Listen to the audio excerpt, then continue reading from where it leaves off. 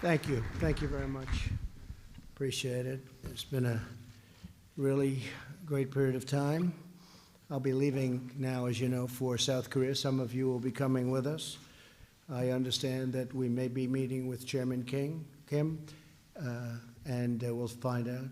We spoke with the people. Kim Jong-un was very receptive. He responded, and so we'll see. Because tomorrow we're going to the DMZ. I said, while I'm there, I'll shake his hand. We get along. There's been no nuclear tests. There's been no long-range ballistic tests. Gave us back our hostages, which was great, and a lot of good things are happening over there. So I let him know we'll be there, and we'll see. I mean, I can't tell you exactly, but they did respond very favorably. I want to thank everyone for being here today. It's a lot of press. A lot of press is outside, too. They're less happy than you are. But the G20 summit has been fantastic. Prime Minister Abe's done an incredible job, as he always does. And he hosted it very beautifully. You know where it's going to be next year, I think. Most of you know where it's going to be next year. It's going to be in a very great part of the world. And we'll be announcing exactly what's happening. But this was a really good summit and really well done, so professionally done. This marks my third visit to Japan as president. Melania and I we just left Tokyo a short while ago, as you know, a very short while ago, where we were the first state guests to their majesties, the Emperor and Empress of Japan. And that was thrilling. First time in 202 years that an event like that took place. So that was quite exciting. And I'm thrilled to be back. I always like being back in Japan. We've had a great relationship. We've never been closer to Japan than we are right now. Over the past 2 days, leaders from the world's largest economies have convened here in Osaka, which is a tremendous city. You fly over and you say, does it ever stop? It's big, it's beautiful, it's clean. And it's really, the job they do with industrial manufacturing and lots of other things is really incredible. We had a very productive conversation with a number of the leaders of not only nations, but business leaders here in Japan. And together, we put together a lot of ideas and a lot of challenges for the future that we'll be able to meet and get things going very well. Our meetings also touched on women's economic empowerment. You probably saw that Ivanka Trump was, she's done a fantastic job, and also a fantastic job in getting jobs for a lot of people within our country, almost 10 million people. The importance of resilient and secure infrastructure, we discussed that at great length. The need to uphold the rule of law and the critical importance of achieving a future for international trade that works all of the time for all of the people. In addition to the working sessions, we had a lot of working sessions. Many of you were at the working sessions. I had tremendous bilateral meetings with many of the heads of state, and just some of them are Australia, Japan, India, Germany, Russia, Brazil, Saudi Arabia, China, Turkey, UK, and I met with Mexico, also with the representatives of Mexico who have done an incredible job. They've really stepped up to the plate. I appreciate it, and I want to thank them. They have 6,000 troops at their southern border by Guatemala, and it's very hard to come in now. And they have, they just ordered, really it was somewhat of a surprise, 16,000 troops at our southern border. Their immigration laws are very strong. Ours are a disaster. Ours are a disgrace to a country.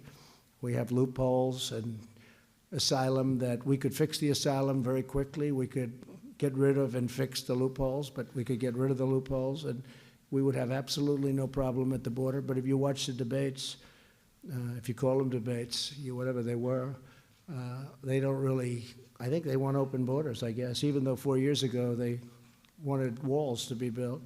I heard we just had another judge rule against us on a section of wall, and that's disgraceful. We'll appeal it right away. Ninth Circuit, as usual, they go right into that Ninth Circuit.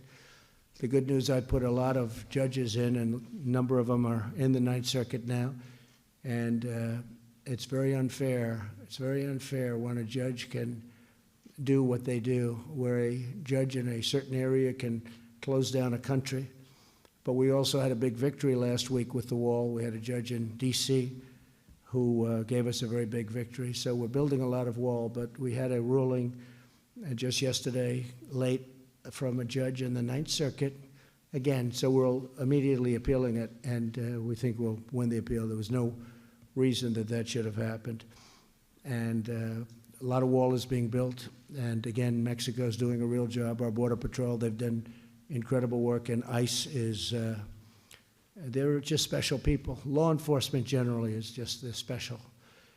So with that, I just want to say that these meetings have been great. The one that I guess most people are interested in is China. We had a great meeting, President Xi, and we've known each other for as long as I'm president.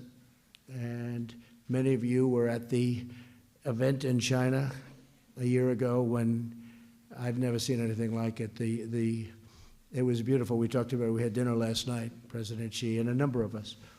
And it was something really incredible. In Beijing, the red carpet was rolled out for all of us, for this country, for our country. And we had a great meeting, and we will be continuing to negotiate. And I promised that for at least the time being, we're not going to be lifting tariffs on China. We won't be adding an additional, tremendous amount of, we have, I guess, $350 billion left, which could be taxed or could be tariffed. And we're not doing that. We're going to work with China on where we left off to see if we can make a deal. China is going to start, they're going to be consulting with us, and they're going to start spending money even during the negotiation to our farmers, our great farmers in the Midwest. I call them the great patriots, because that's what they are. They're patriots. And China is going to be buying a tremendous amount of food and agricultural product. And they're going to start that very soon, almost immediately. We're going to give them lists of things that we'd like them to buy. Our farmers are going to be a tremendous beneficiary. You know, if you look at farmers, for 15 years before I came into this position, the farmers have had a hard time. You look at that graph, it was down, fairly steeply down. And a lot of it was because NAFTA was a terrible deal. Now we have I spoke with Nancy Pelosi last night about the USMCA, that's Mexico and Canada. And it's now before them, and they'll have to make a decision. But that's one that the farmers love, the manufacturers love, the unions love. It's a great deal for this country. And NAFTA was, I think, one of the worst trade deals ever made. Maybe the WTO was worse. The WTO, from the time that happened in 95, from the time that happened, China became like a rocket ship. It was pretty much flatlined, and then all of a sudden it joined the WTO, and they went through the roof. And very much to our liability, we lost tremendous amounts of money from that time. I mean, we just lost tremendous amounts. It was a terrible deal, WTO, World Trade. And if you look at NAFTA, NAFTA has been a disaster for our country. The USMCA is a great deal for our country. I think Canada's happy, but they're not happy like we're happy, but they're very happy. It's a good deal for Canada, good deal for Mexico. They want it. Mexico just approved it in full. Canada is waiting for us to approve it. I was with the Prime Minister, just left him a little while ago, and they're thrilled with the deal, and we're thrilled. Everybody wants it, and hopefully it'll be a bipartisan deal. I view that. I told that to Nancy Pelosi. I said, view this as a bipartisan deal, because a lot of the Democrats want it, especially, I would say, the farm areas, but really the industrial areas also, the unions. We've got things on wages, and we have things on the environment that few people have ever been able to get into an agreement. And it's a very big deal. It's a very big deal. And it's a great deal. Tremendous support. So they have to put it up for a vote. And I think you'll get a great vote in the House, and you'll get a great vote in the Senate. And you'll have a tremendous trade deal between the United States and Canada and Mexico. And it's going to be something very special. So we spend a lot of time with a lot of countries. We do business with a lot of them. Australia is an example. With Japan, we're negotiating with them because they send us millions of cars and we send them wheat, which doesn't work. But what happens is Japan is, and you probably saw some of the things they're doing, but they're opening up many car companies and factories and plants throughout our country, especially in Michigan. We have a lot of activity in Ohio. Beyond Japan activity, we have a lot of activity now where companies are coming back to our country with a hot show. We're the hottest show in town.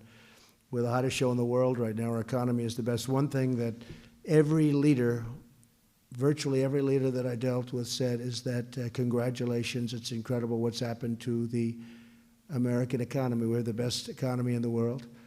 And it's something, and it started from election day. I put it out yesterday because we took a tremendous boost from the day after I got elected. The stock market went crazy from that point until essentially now. I think we hit in certain of the markets, we hit the all-time high again for many, many times. I can't tell you what it was, but many, many times.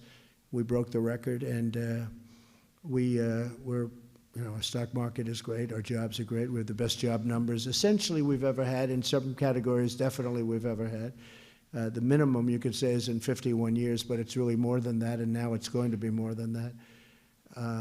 African American, Asian American, you saw that. Hispanic American, the best numbers in history, the history of our country. We have the lowest unemployment numbers, best numbers. And many others too. Blue-collar workers are doing fantastic. They're the biggest beneficiary of the tax cuts, the blue-collar. Blue-collar, we talk about for the rich, it's really for everybody. And it's also for big companies where they're moving here. And remember who owns the stocks, because the people that own the stock, it's not the big companies, it's the people with 401ks whose numbers are 60% and 70% and 42% and all different numbers that are tremendously high, where the other spouse thinks that the spouse that's investing in the 401k is a super genius. But those 401ks are very high. And if you listen to what I've been listening to, and we're not going to devote any time to it, but with that kind of an attitude, their 401ks are going to crash and the market would crash. Because with what they want to do, you would crash the market. And the amount of wealth that would be lost would be incredible. But I'd rather wait till later in the campaign to say that, because to be honest with you, I want them to go and take these policies and bring them up. I don't want them to change them anytime soon. Let them go have a good time. But it's been very interesting to watch what's happening. Actually, I found it very interesting. So with that, we'll take a few questions, and then I'm heading out to South Korea. And I may or may not see Kim Jong-un, but we'll be heading out to South Korea, spend about a day and a half there with President Moon, who's a really good guy. He was here too, as you know. I saw him. I met with him also. And we'll see what happens. Please, John. Thanks, Katie. Mr. President, thanks so much for joining us here. Yes. We all appreciate it. It's always good to have a chance to ask questions of you directly. Can you tell us a little more about how this China deal may work going forward? Because Chinese officials have told Fox News that they will not make any concessions until all of the tariffs have been lifted. They also want relief on Huawei. They want to take it off the blacklist. They might want you to stop pursuing extradition of Meng Wanzhou. Can you tell us how you see all of this unfolding? And if you do meet Kim Jong-un at the DMZ tomorrow, would you step across the border into North Korea? Sure, I would. I'd feel very comfortable doing that. I would have no problem. With respect to China, basically we agreed today that we were going to continue the negotiation, which I ended a while back, and we're going to continue the negotiation. We agreed that I would not be putting tariffs on the $325 billion that I would have the ability to put on if I wanted, that we're we're fairly advanced, depending on where you want to look at and where you want to start. Pretty advanced. We did discuss numerous other things. We mentioned Huawei. I said we'll have to save that till the very end. We'll have to see. One of the things I will allow, however, is a lot of people are surprised. We send and we sell to Huawei a tremendous amount of product that goes into the various things that they make, and I said that that's okay, that we will keep selling that product. These are American companies, John, that make product, and that's very complex, by the way, highly scientific, and in some cases we're the ones that do it, and we're the only ones that do it. We're the only ones with the technology. What we've done in Silicon Valley is incredible, actually, and nobody's been able to compete with it, and I've agreed, and pretty easily, I've agreed to allow them to continue to sell that product, so American companies will continue. And they were having a problem. The companies were not exactly happy that they couldn't sell because they had nothing to do with whatever was potentially happening with respect to Huawei. So I did do that. We talked about education and students. Somebody was saying it was harder for Chinese students to come in, and that's something that if somebody viewed it that way, I don't. We want to have Chinese students come and use our great schools, our great universities. They've been great students and tremendous assets. But we did discuss it. It was brought up as a point. And I said that will be just like anybody else, just like any other nation. And we're actually going to a point where, we're looking that if you graduate from a college, because our great companies, we talk about Silicon Valley and other places, we have a problem in this in our country that you graduate number one in your class from the best school in the country, and they say you have to leave. We can't keep them, and we're going to make it. We're going to call it the smart person's waiver, but we're going to make it so that they can not only stay, but maybe they have access to green cards. We want to keep these people here. We have to keep. Yeah, go ahead, John.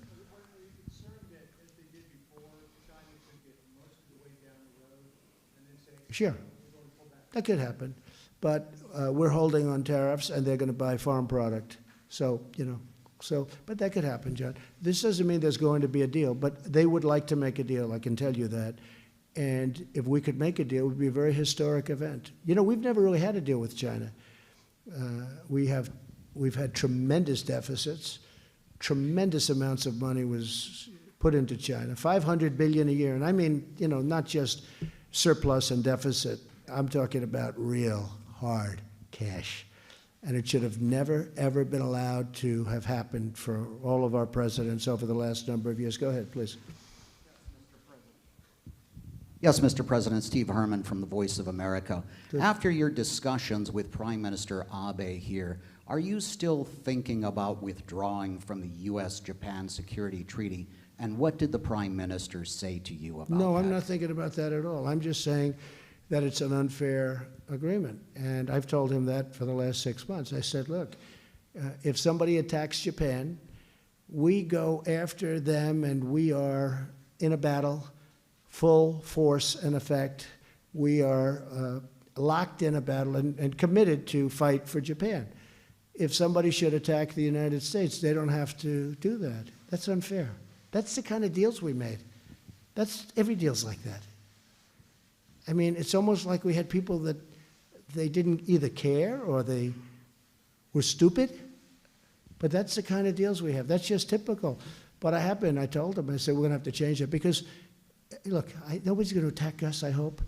But, should that happen, it's far more likely that it could be the other way. But should that happen, somebody attacks us, if we're helping them, they're going to have to help us. And he knows that. And he's going to have no problem with that. Yes, please. Thank you, Mr. President. I actually have a Russia question, but I wanted to quickly clarify. Is Meng Wanzhou's case also going to need to wait till the very end, or is it possible the U.S. would drop the extradition effort? On what? Ms. Meng from Huawei, the top financial We didn't executive. discuss Ms. Meng. That was not discussed. We did discuss Huawei, but we didn't discuss her situation. Okay, thank you. On Russia, respectfully, it seemed like maybe you didn't really mean it when you said yesterday don't meddle in our elections, Mr. President, and then you guys Well, both I did started say it. laughing. You're going to have to take a look at the words. I did say it. And we had a discussion. We had a great discussion, President Putin and myself. I thought it was really a tremendous discussion. I think they'd like to do trade with the United States, and they have great product. They have great land. They have very rich land and a lot of oil, a lot of minerals, and the kind of things that we like. And I can see trade going out with Russia. We could do fantastically well. We do very little trade with Russia, which is ridiculous, frankly. So I could see some very positive things happening. Yeah, but as per your question, though, I did say it, and I did discuss it a little bit after that, too. Yeah, please. Okay. Thank you, Mr. President. Yesterday, former President Jimmy Carter suggested that your presidency is illegitimate and that you only got the White House with help from Russia. Your reaction to that, sir? Russia. Isn't it crazy? Okay, Jimmy Carter, look, he was a nice man. He was a terrible president. He's a Democrat, and it's a typical talking point. He's loyal to the Democrats, and I guess you should be. But as everybody now understands, I won not because of Russia, not because of anybody but myself. I went out, I campaigned better, smarter, harder than Hillary Clinton. I went to Wisconsin. I went to Michigan the night of the vote. I had 32,000 people at 1 o'clock in the morning on election day. I won Michigan, I won Wisconsin, I won Pennsylvania, I won states that traditionally haven't been won by a Republican, for many years haven't been won by a Republican. And this had nothing to do with anybody but the fact that I worked harder and much smarter than Hillary Clinton did. Now, I'll say this, Jimmy Carter, I was surprised that he would make a statement. I saw it. It was not a big thing, but I saw the statement. And it's, you know, a lot of Democrats like to make that statement.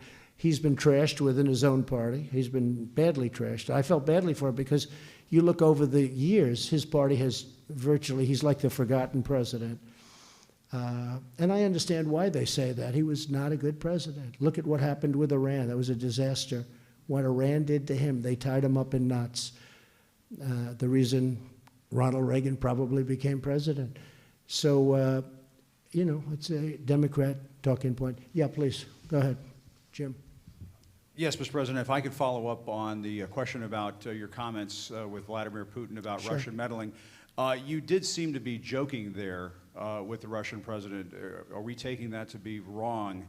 And what is it with your coziness with some of these dictators and autocrats at these summits? With Mohammed bin Salman, the Crown Prince of Saudi Arabia, when you were asked about the case of Jamal Khashoggi, you did not respond to that question in front of the Saudi I don't know Crown that Prince. anybody Were you asked me. afraid of, Yeah. were you afraid of offending him on that subject? No, not at all. I don't really care about offending people. I sort of thought you'd know that. Well, you passed up an opportunity And there. by the way, congratulations. I understand your book. Is it doing well? It's doing very well, Mr. President. Really? Thank you. I'll get you an autographed copy if Good. you like. Send it. I want to see it. Yes, sir. Yes. Send me a copy. No, I get along with everybody, except you people, actually. I get along with a lot of people. I have a tremendous relationship with President Xi. Nobody else would have the deal that we have. We're getting tens of billions of dollars from China coming in. A lot of things are happening. And despite that, we're moving along towards something that could be very historic. But I get along with President Putin. I get along with Mohammed from Saudi Arabia. Look, I spoke to Saudi Arabia when the oil prices a year ago were getting very high. And I wasn't so nice. And I said, you got to get some more oil into the system because what's happening is no good.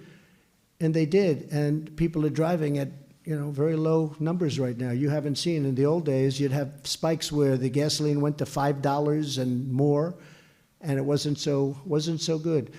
But I also get along with people that would be perceived as being very nice. You have a lot of very nice leaders of countries.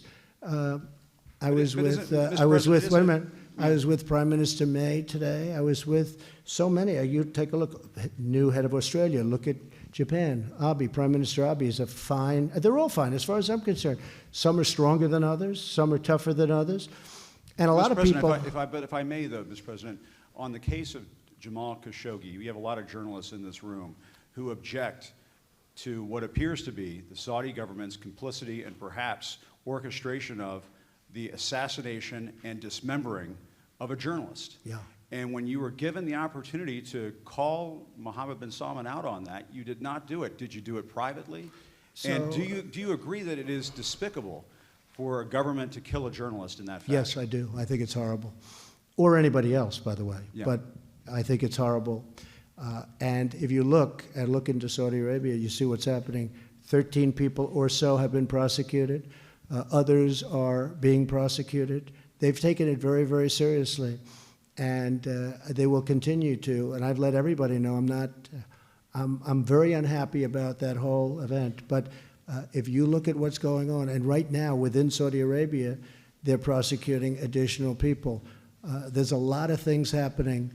At the same time, I will also say, and nobody so far has pointed directly a finger at the future king of Saudi Arabia. I will say, I spoke to his father, Jim. I spoke to his father at great length. They've been a terrific ally. They're creating millions of jobs in this country. They're ordering equipment, not only military equipment, but $400 billion worth of, and actually even more than that over a period of time, worth of different things. And with that being said, I'm extremely angry and unhappy about a thing like that taking place.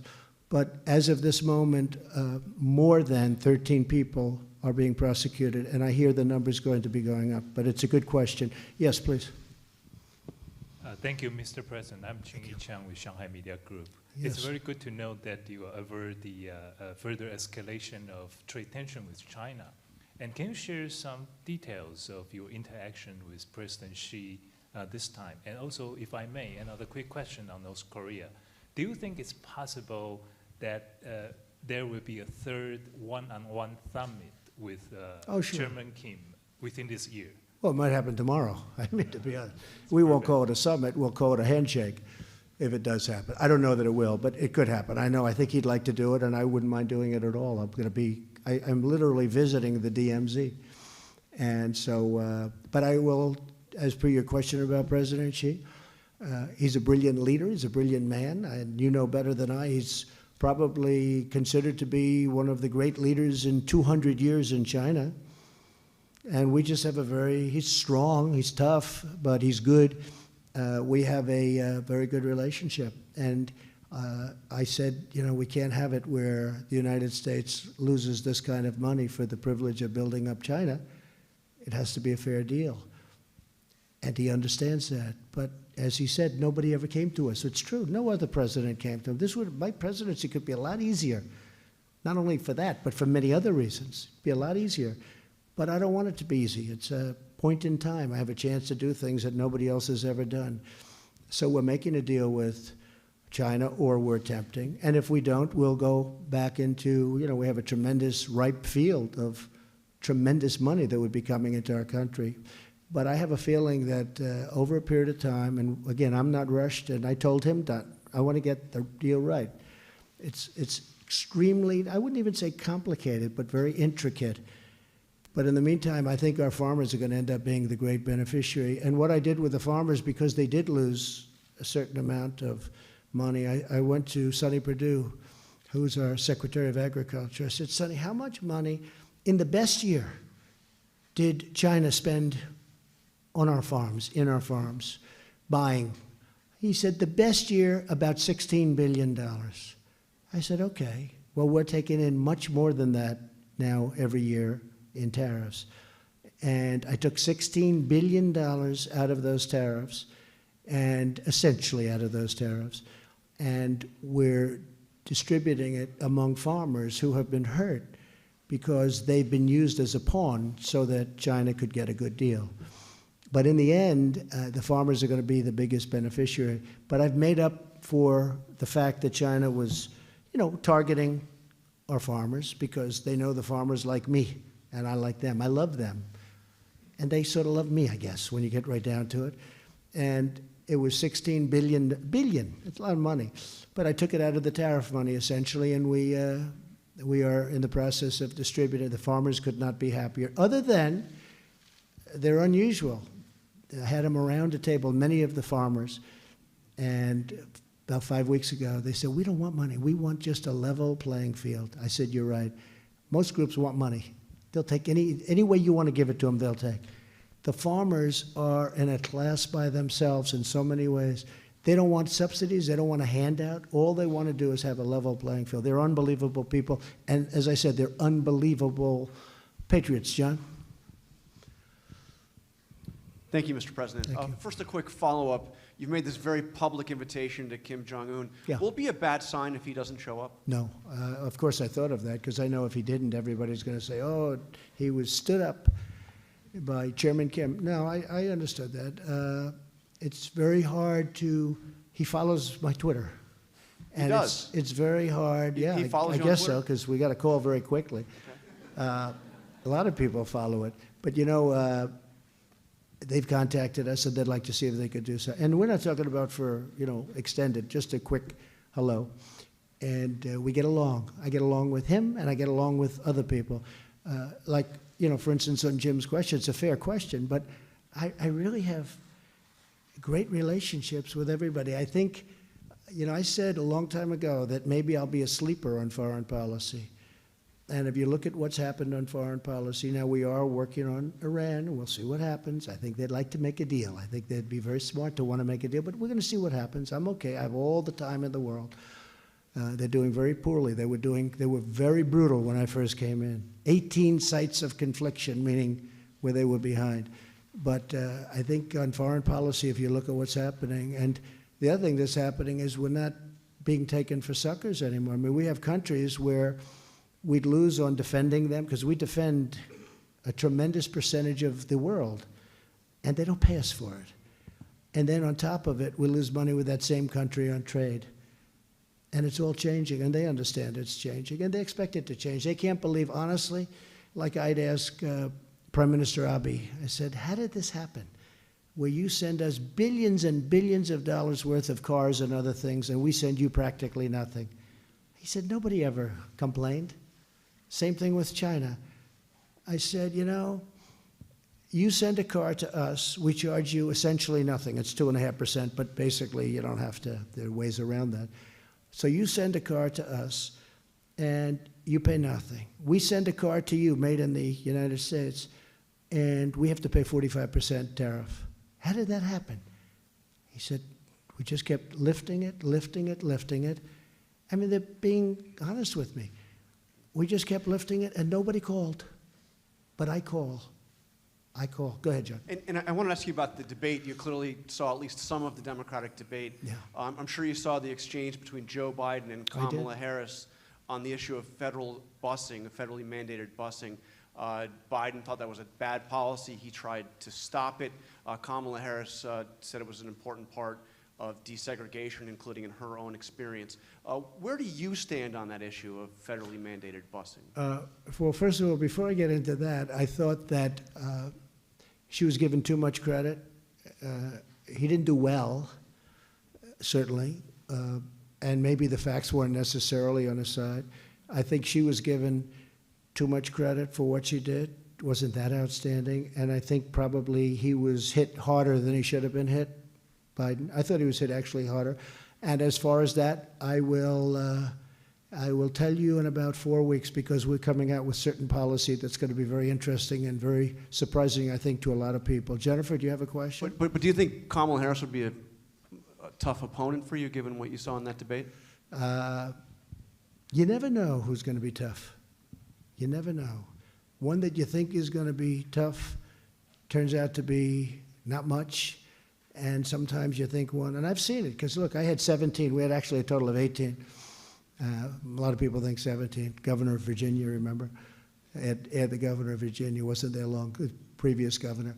But of the 18, you know, many were, all their lives they wanted to be politicians. I never thought about being a politician until about 2 days before I decided to run. A little before that, but not too much before.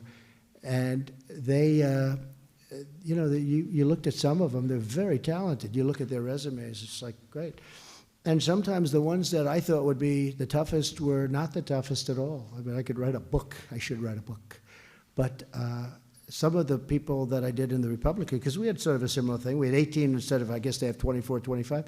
But some of the ones that I thought would be absolutely without question the toughest turned out, I didn't think they were tough at all. Others that a lot of people said weren't tough, they were tougher. I think she was given far too much credit for what she did. That was so out of the can, what she said, and that thing was right out of a box.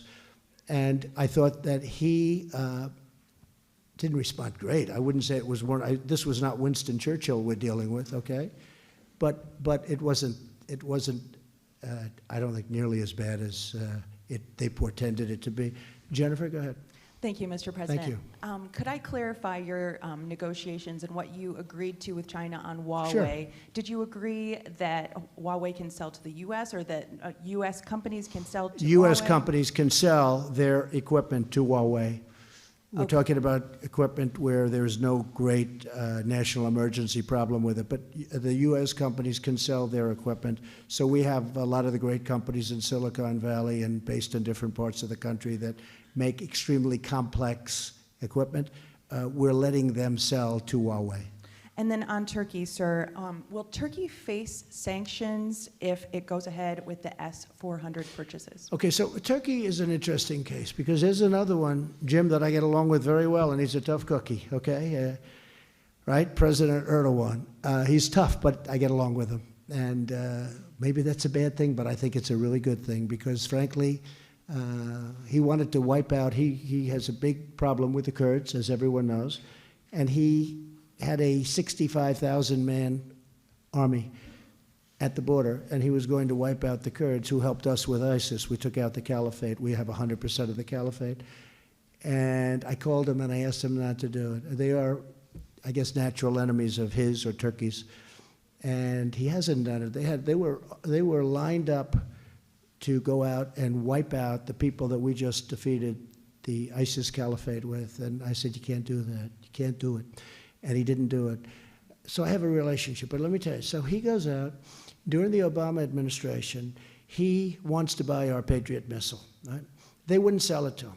He wants to buy, even though he's a member of NATO, and in theory he could be an ally if he respected the president. He's got a big army, and he's, you know, they're fighters. Turkey's big fighters.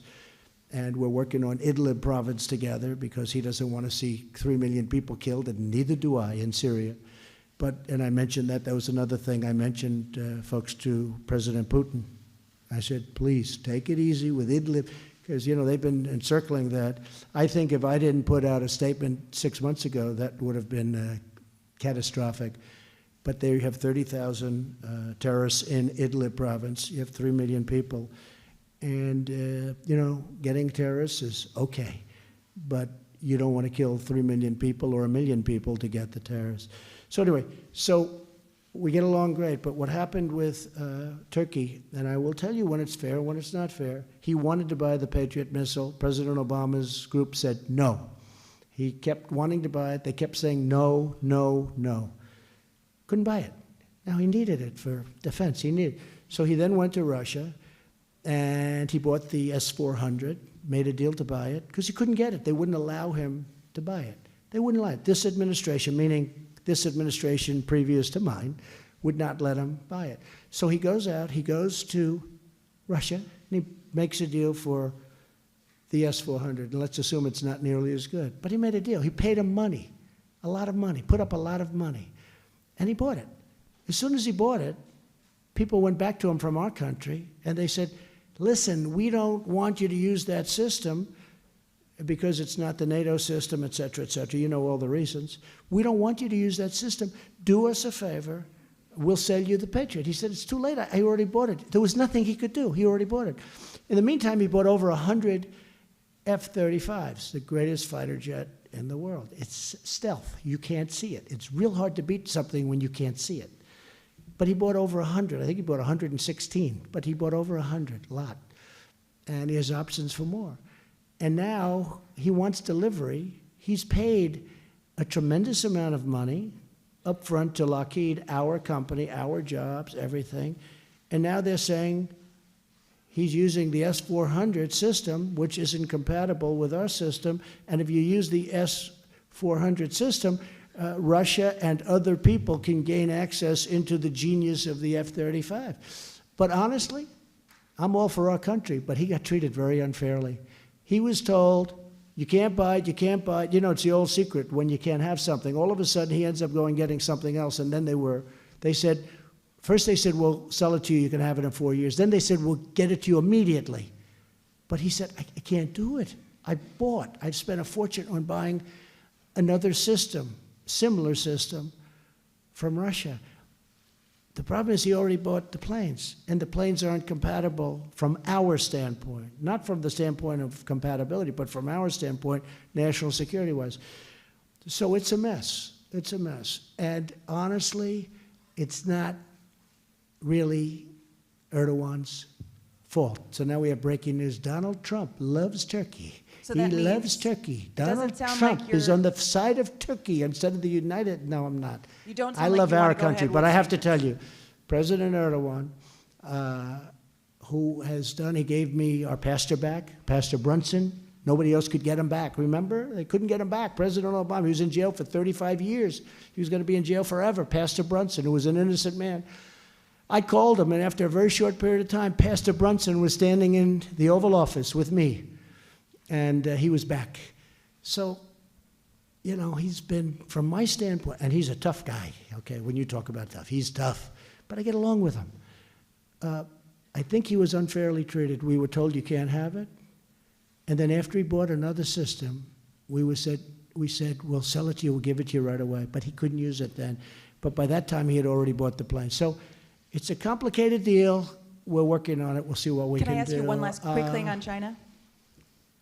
Yes, go. So there was a negotiation on Huawei, welcoming students, holding off on tariffs. So it sounds like China has agreed to buy more ag, but is this a lopsided agreement, or what more did No, China we agree to? agreed on China. It's actually a good question. I did agree to allow our companies, you know, it's jobs. I like our companies selling things to other people. So I allowed that to happen. Very complex things. Not easy. This is not things that are easy to make. Very few companies are able to do it. But a tremendous amount of money. Our companies were very upset. You know, these companies are great companies. You know all of them. But they weren't exactly happy with it. But we're allowing that because that wasn't national security. We're allowing them to sell. But we agreed to leave that till the end. Huawei is a complicated situation. We agreed to leave that. We're leaving Huawei toward the end. We're going to see. We'll see where we go with the trade agreement. Yes, please. Thank you. I have a question about the border, but I just wanted to follow up quickly on the question about busing. Do you see it as a viable way of integrating schools? Does that relate to the policy that you're going to unveil? Well, it has been something that they've done for a long period of time. I mean, you know, there aren't that many ways you're going to get people to schools. So this is something that's been done. In some cases, it's been done with a hammer instead of a velvet glove, and you know that's part of it. But this has been certainly a thing that's been used over the. I think if Vice President Biden had answered the question somewhat differently, it would have been a different result because they really did hit him hard on that one. So, but it is certainly a primary method of getting people to schools. And does it relate to the policy that you're going to unveil that you just floated? It relates to everything we're doing, and you'll be hearing about it over the next couple of months. Over the next couple of months? Okay. And I want to ask you about the border. It seems like there's officially a week to go until the ICE raids begin under that deadline that you imposed. Yeah. Given that you have a July 4th recess, is it realistic to think that you're going to get a deal to actually reform the asylum laws? No, because we could do it you know, I say to people, I used to say 45 minutes, I say 15, but we could do it quickly. We could do it in a day, we could do it in an hour. We could reform asylum very quickly. We could get rid of the loopholes very quickly. These are horrible loopholes. And the reason that Mexico is so good, because they do have very, very tough immigration. They don't have the kind of things and the kind of stupidity that we have. I mean, where somebody touches 1 foot on our sand and we now have to bring them into a court. We then have to register them. We then have to catch and release them. and they go and they live in our country, and then they're supposed to come back in 3 years for a court case, and about 2% come back, as you know. I mean, you know it just as well as anybody, I really think, maybe better than most. But the fact is they come back, but nobody comes back. 2% come back. It's a horrible system. Now, what we're doing is they come in illegally, and we're bringing them out legally. But at the request of some, very good Democrats, they asked me if I could hold it, and I did for a couple of weeks, and we have a week left. But other than the fact that we did get, in a very bipartisan way, and I appreciate Speaker Pelosi, because she really worked with us. It was humanitarian money. They didn't have any money. And we're running, don't forget, that nobody's ever had this problem before. We're running hospitals. We're running so many different things for the kids. And the kids are brought up because under the laws, the kids are legally used to get other people to come in. If you have a child, it's much easier to come into our country. It's easy anyway, but if you have a child, it's much easier. So we have these kids who have been absolutely abused, horribly abused, and we could stop that with a minor change in the law. It's a terrible thing that they're not doing it. So here's what's happening. So I said, all right, let's see if you could give that to us. Now, in the meantime, we just got it approved last night, so we have the $4.5 billion in humanitarian aid, right? And that's good, so we have that. But we can have that number go way down if we stop people from coming up. For instance, if we had walls up and if we had it hard, the father and the beautiful daughter who drowned, and the Rio Grandes are very tough. That has moments where it can be very calm, and then all of a sudden it becomes totally violent and people get swept away. But if they thought it was hard to get in, they wouldn't be coming up.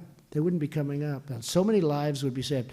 So essentially, if they would change the laws, and I said it would take us an hour, but let's give you 2 weeks.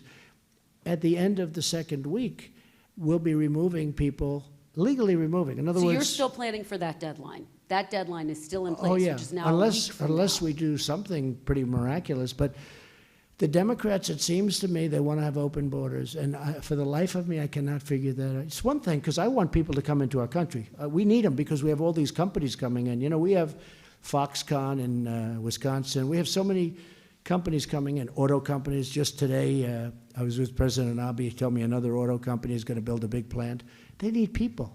So I'm all for that. The only problem is that they have to come in through a process. They have to come in legally. It's also very unfair. You have millions of people online for years trying to get into a country. They take tests. They study. They know a lot about our country. They read. They do it. They have to go through a very complicated process. And these people have worked hard. They've been online for 7, 8, 9 years, and then somebody walks in and they're, welcome to the United States. It's really, honestly, it's very unfair. But yeah, we will be removing large numbers of people. People have to understand, yes, the laws are... In a week.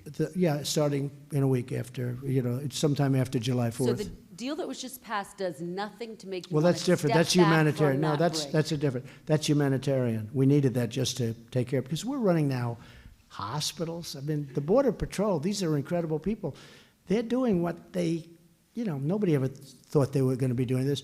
And people are coming up. The reason people are coming up is because we're doing so well as a country. In past years, we weren't doing well. In past years, Mexico was doing better. They took 32% of our car business. They were doing better than we were doing in the past. Now we're the hot country in the world, and people are coming up because they want a piece of that action.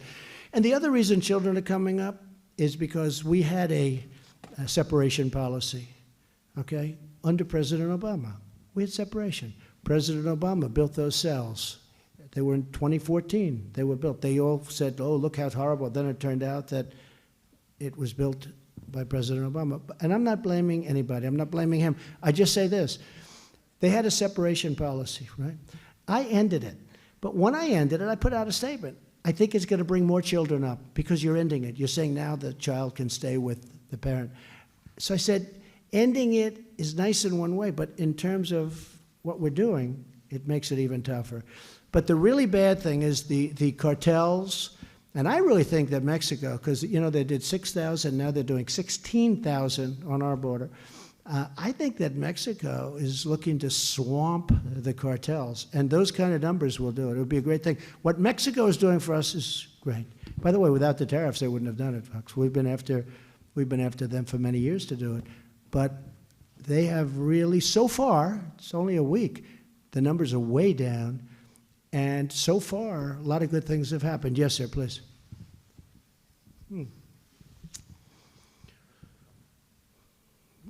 Yes, please, in the second row. Thank you, Mr. President. Two questions about Would you like Iran. me to leave now? Or here's the thing, I can stay, we can do this Just wait for one a long more. time. My only problem is this, I don't need stories. He stayed up there too long. If I stay up there quickly, they say, why did he not give us more time? If I stay up for 2 hours, they'll say, he stayed up too long. I mean, if you promise you're not going to say, I say, because everybody's got a hand up, and if you want, I'll go on. Should I go on or should I not go on? What do you think? At least one more. And you're not going to say he went on too long. At least Because one we more. have time. You know, I have a flight that actually leaves pretty much when I want it to. Okay, let's go. Anyway, thank you, Mr. President. Two questions about Iran. A week ago, you called off a strike because you were concerned it would kill Iranians Disproportionately, absolutely. disproportionately. Did the military leaders provide you with any alternative, that there was some derelict oil rig that could have been hit? No. to make Oh, the I had point? many. Oh, yeah. I bet I have 50 alternatives. I have many alternatives. Yeah. And- I mean, and- you don't know what the sites were. You said oil rig. You don't know what the sites were. But I had many alternatives. No, the military leaders did a great job. When we chose and designated certain areas that we were thinking about, I said, how many people are going to die? I mean, I'm talking about on the other side. That means a lot to me, too. Okay? How many people are going to die? They said probably about 150. You don't know. Could be much worse than that. Could be less, too, I guess. But it could be much more than that because this is heavy stuff going in. And we would have been 100%. We have the greatest military in the world. I deal with them all the time. These people are incredible people. Lethal. And hopefully we don't have to use it much. I mean, we've spent... you look at the numbers, $716 billion this year. We had planes that were so old. Now we have brand new F-35s. We have brand new Super Hornets and F-18s. And I mean, the equipment we have is incredible. The Army now has beautiful new things. Everything is, we have a military that's really great. Hopefully, we don't have to use it very much. But no, they came in, they said this, and I asked them a question, and they came back a short time later, and they said about 150 people. I said, that's really disproportionate. I don't like it. My second question is that here at the G20 summit, what can you tell us? Has the ball been moved in any particular direction towards easing the tensions with Iran in some of the meetings that you've had? Well, I've had a lot of countries come up to me. France has come up. If you look at President Macron, good guy, he came up to me. He said, you know, I do a lot of business, meaning France does a lot of business with Iran. I'd love to go see them. I said, it's all right. Anybody can see him. I don't mind talking. I think talking's great.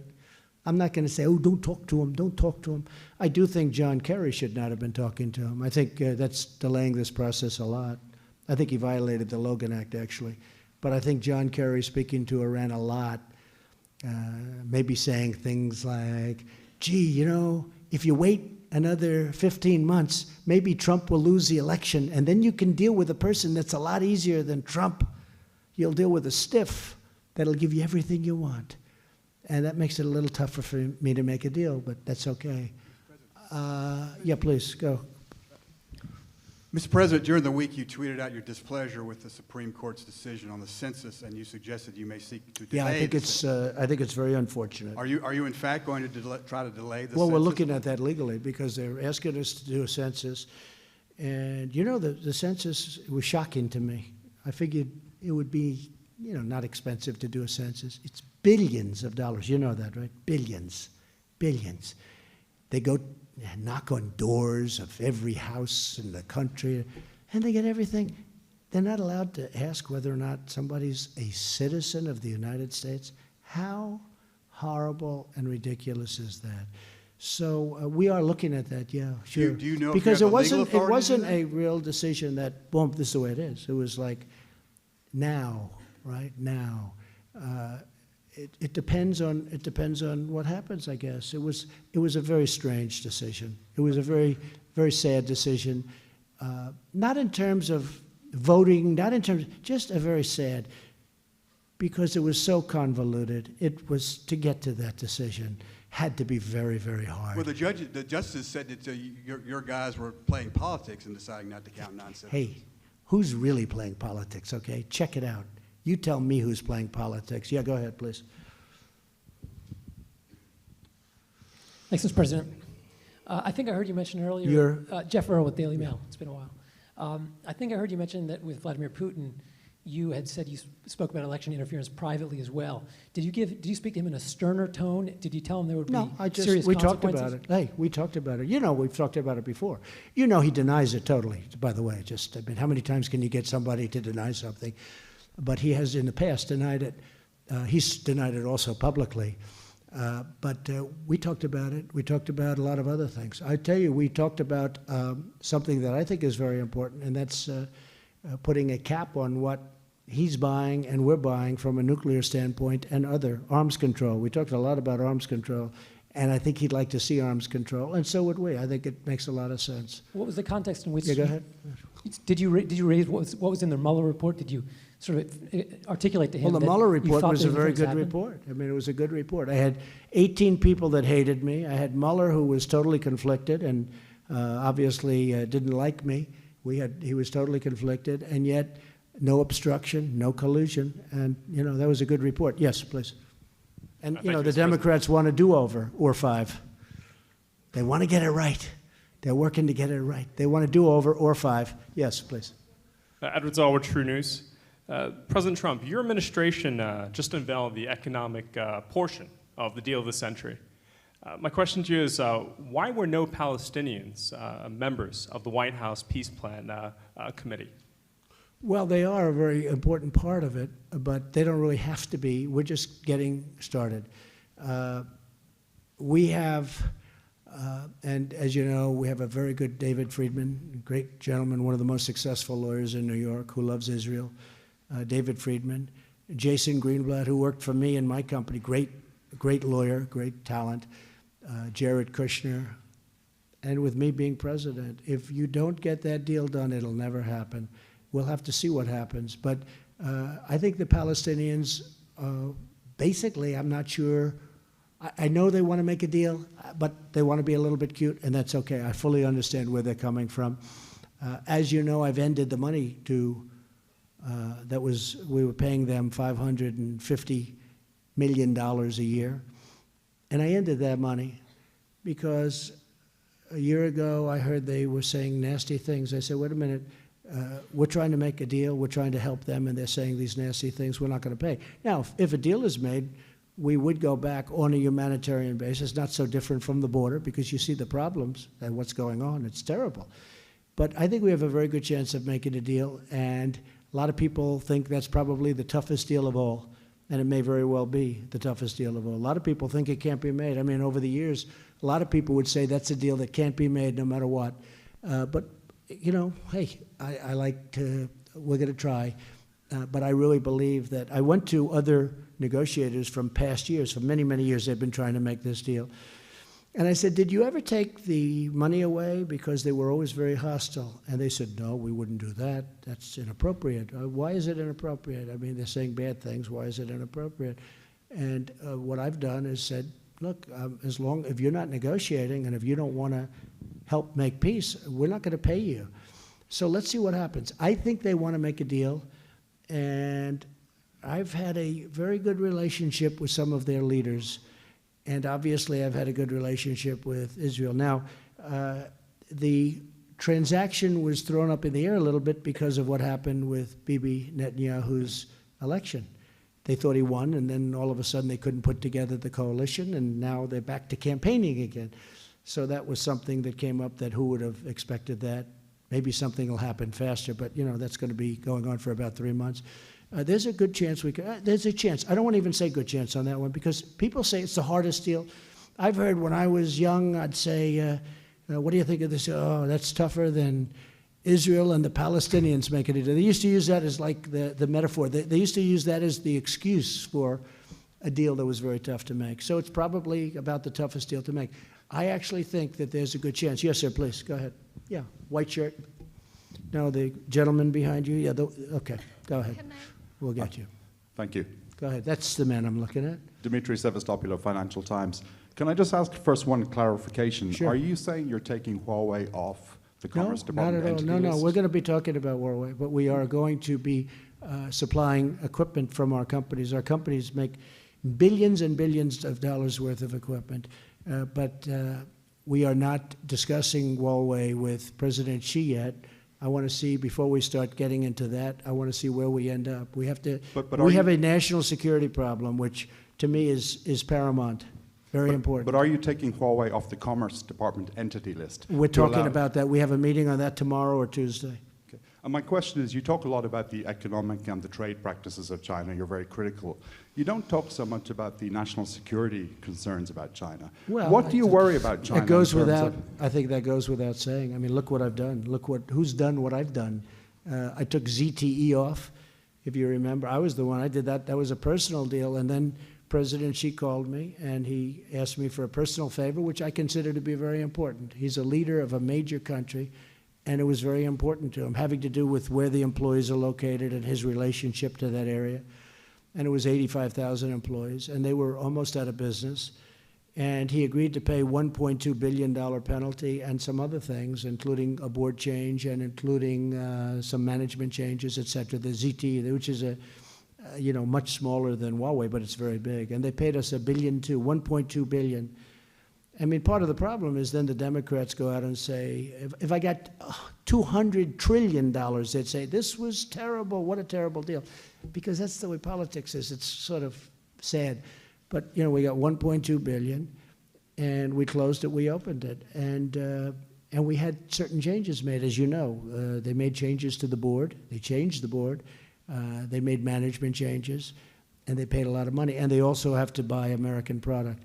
Buying American product is very important to me. It's a big thing. But can I just ask you to clarify? Yeah, go ahead, blue shirt. Stefan Niemann with ARD. Are we going to continue onward? Yeah. Yes? Yes. Does anybody say no? No. Huh? Thank you, Stefan Niemann with ARD German Television. One question. We just left Angela. I know. She's another friend of mine. People don't think so. A fantastic we have woman. a great relationship. I hope you know that. We spent a lot of time together too. You praised this G20 summit as extremely successful, yet it was a G19 against one summit if we look at climate change. Why is it that you still think ignoring the dangers of climate change is in the interest of the Americans? I don't ignore it. So we have the best numbers that we've ever had recently. And I'm not looking to put our companies out of business. I'm not looking to create a standard that is so high that we're going to lose 25% of our production. I'm not willing to do that. We have the cleanest water we've ever had. We have the cleanest air. You saw the reports come out recently. We have the cleanest air we've ever had. But I'm not willing to sacrifice the tremendous power of what we've built up over a long period of time and what I've enhanced and revived. I'm just not willing to do that. And they understand where I stand. And, I'm not necessarily sure I agree. I can tell you I'm not sure that I agree with certain countries, what they're doing, because I think they're losing a lot of the power of what they can do with factories and I'm not talking about political power, although that comes with it. I'm talking about the powering of a plant. It doesn't always work with a windmill. When the wind goes off, the plant isn't working. It doesn't always work with solar because solar is just not strong enough. And a lot of them want to go to wind, which has caused a lot of problems. And the problem with wind is the United States, we're subsidizing these wind towers all over the place because wind doesn't work, for the most part, doesn't work without subsidy. And I don't want to be subsidizing things that don't have to be subsidized. The United States is paying tremendous amounts of money on subsidies for wind. I don't like it. I don't like it. I don't want to do that. We'll take a few more. Go ahead. Go ahead.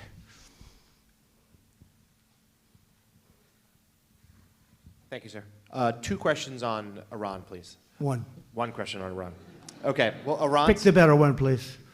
Will do, sir. Iran says that it will be on the verge of violating the threshold for uranium enrichment in the JCPOA as soon as potentially next week. What will be your response when that happens? You'll see.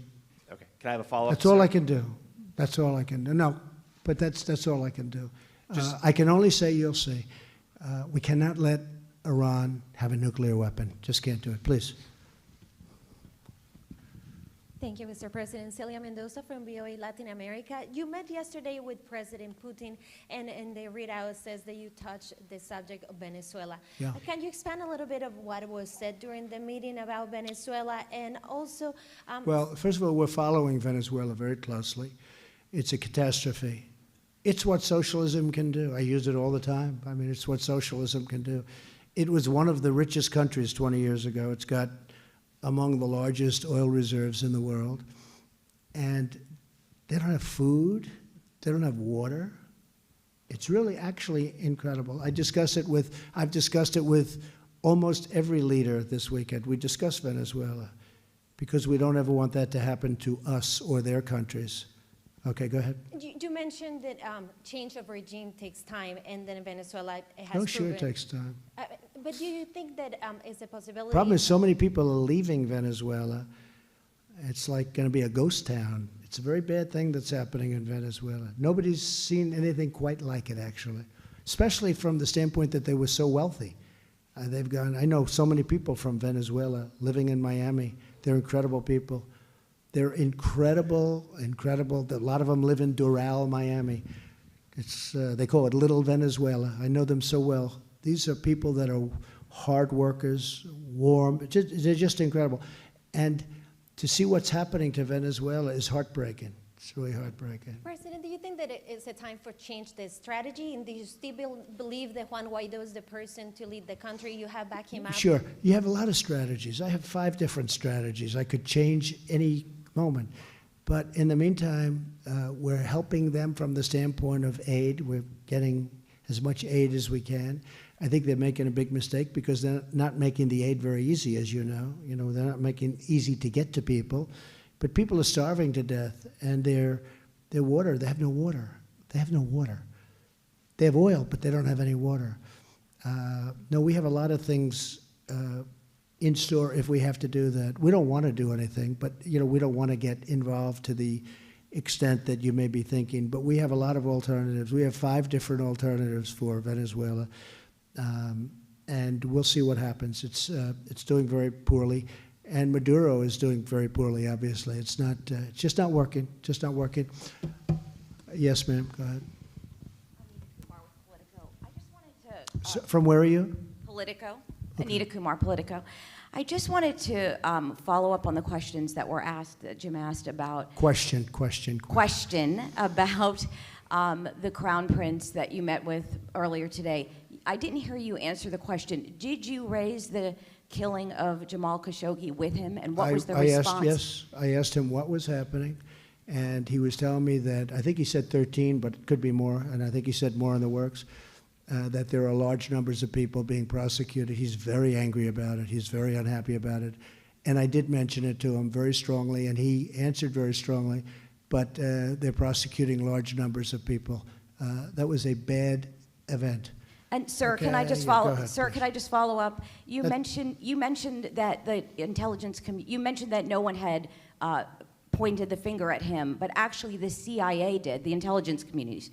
I cannot comment on intelligence community. I'm not, probably, I guess I'm allowed to do what I want to do in terms of that, right?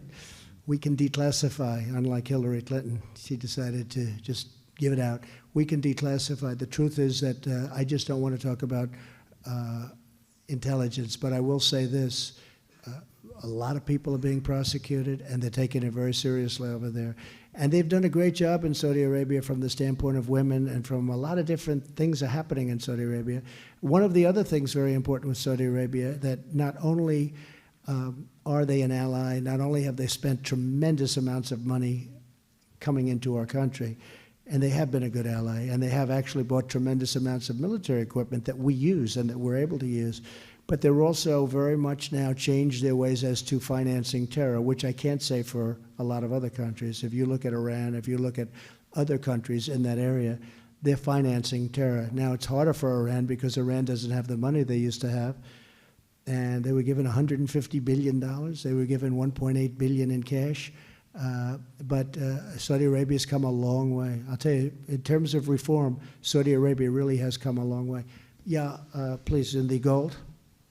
Yeah, you, right.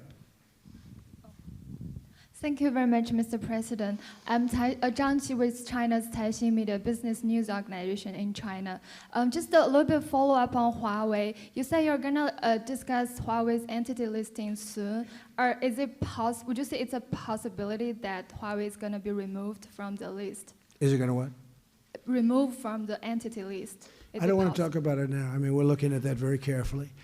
Huawei is very much in play in terms of our country and in terms of intelligence and the intelligence community. We know a lot about Huawei, but I don't want to mention that right now. I just think it's inappropriate. I will say that we're not making it, other than what I told you already, we're not making it a big subject. We're going to save that for later. Okay. And another question on the big picture of U.S.-China relations. What do you think U.S. and China should see each other? Are we strategic partners? Are we competitors? Are we enemies? What are we? No, I think we're going to be Thank you. strategic partners. I think we can help each other. I think in the end we can help. If the right deal is structured, we can be great for each other. If China would open up, you're opening up a tremendous, the largest market in the world. And right now China's not open to the United States, but we're open to China. That should have never really been allowed to happen. Okay. Yes, please, Dan. Thank you, Mr. President.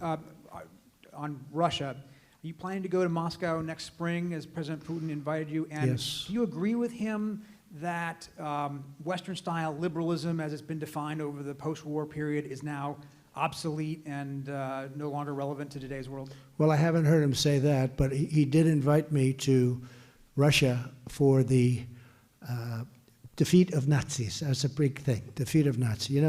Russia lost, he said, 25 million people. I had actually heard 50 million people, but he said yesterday that Russia fighting the Nazis, they lost 25 million people. You would know better than anybody, Peter. But it was a tremendous, they suffered greatly. And they're having a 75th, you could really say, celebration of the defeat of the Nazis. And he invited me, and I said I would give it very serious consideration. That was Russia went through a lot. They lost, I guess, far more than anybody fighting the Nazis in terms of people. And he did invite me, and I said we would get back. But we will give that very serious consideration. His okay? Thank you, comments Peter. to the Financial Times right before arriving here was that Western-style liberalism is obsolete. I know you probably haven't read the interview. Well, again, he may feel true? that way. I mean, he sees what's going on, and I guess if you look at what's happening in Los Angeles, where it's so sad to look, and what's happening in San Francisco and a couple of other cities, which are run by an extraordinary group of liberal people. I don't know what they're thinking, but he does see things that are happening in the United States that would probably preclude him from saying how wonderful it is. At the same time, he congratulated me, as every other leader of every country did, for what we've done economically, because we probably have the strongest economy we've ever had, and that's a real positive. But I'm very embarrassed by what I see in some of our cities, where the politicians are either afraid to do something about it, or they think it's votes, or I don't know what, Peter, I don't know what they're thinking. But when you look at Los Angeles, when you look at San Francisco, when you look at some of the other cities, and not a lot, but you don't want it to spread. And at a certain point, I think the federal government maybe has to get involved. We can't let that continue to happen to our cities. Ladies and gentlemen, thank you very much. I'll see some of you in South Korea, maybe at the DMZ, but this has been an honor. Thank you all very much. Thank you.